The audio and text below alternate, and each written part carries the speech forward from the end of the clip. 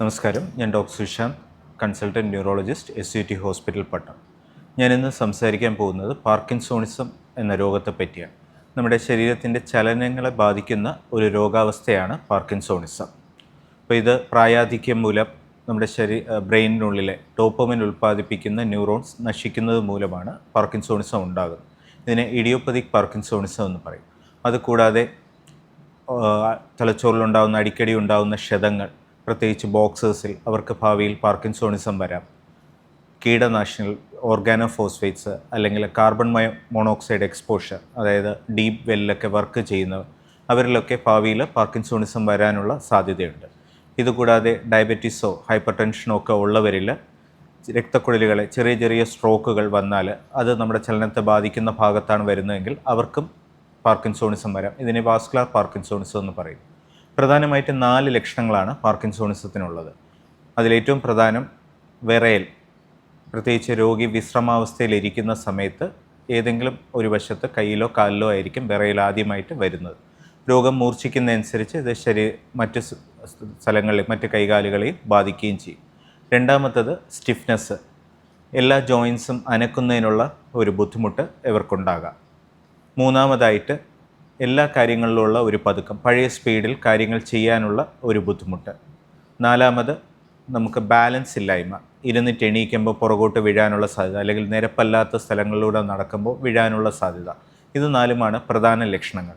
ഇതുകൂടാതെ അവരുടെ hand writing, അക്ഷരങ്ങളുടെ സൈസ് വളരെ കുറഞ്ഞു വരാം.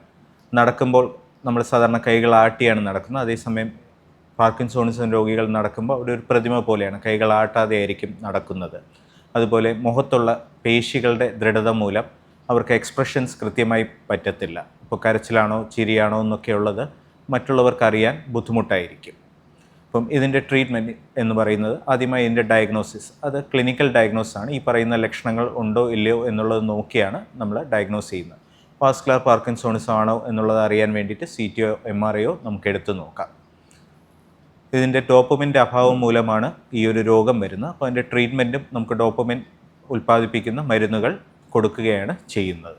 അപ്പോൾ തുടക്കത്തിൽ സ്റ്റേജ് 1 എന്ന് പറയും. അതിൽ നമ്മൾ മരുന്നുകൾ കൊടുക്കുന്നതിനോട് രോഗം കൃത്യമായി അതിനോട് പ്രതികരിക്കുകയും രോഗലക്ഷണങ്ങൾ കുറയുകയും ചെയ്യും. എന്നാൽ കാലം കൂടുന്നതനുസരിച്ച് ഒരു 5-7 വർഷം കഴിയുമ്പോഴത്തേക്കും ഈ മരുന്നുകളോടുള്ള പ്രതികരണം കുറയും.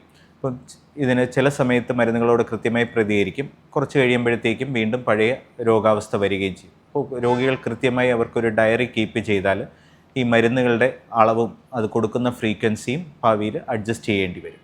അപ്പോൾ മരുന്നുകൾ കൂടാതെ ഇതിനൊരു സർജിക്കൽ പ്രതിവിധി കൂടെയുണ്ട്.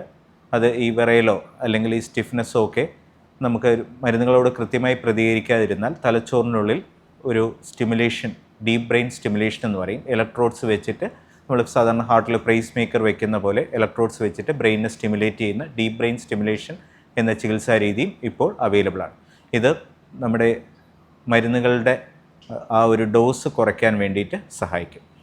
ഇതിനോടൊപ്പം തന്നെ പ്രധാനമാണ് എക്സസൈസ്, പ്രത്യേകിച്ച് സൈക്ലിംഗ് പോലുള്ള എക്സസൈസ്. പേശികളുടെ ദൃഢത കുറയ്ക്കാൻ വേണ്ടിയിട്ട് എല്ലാ സന്ധികളും മൂവ് ചെയ്യുന്ന രീതിയിലുള്ള എക്സസൈസും ഇതിനോടൊപ്പം പ്രധാനം.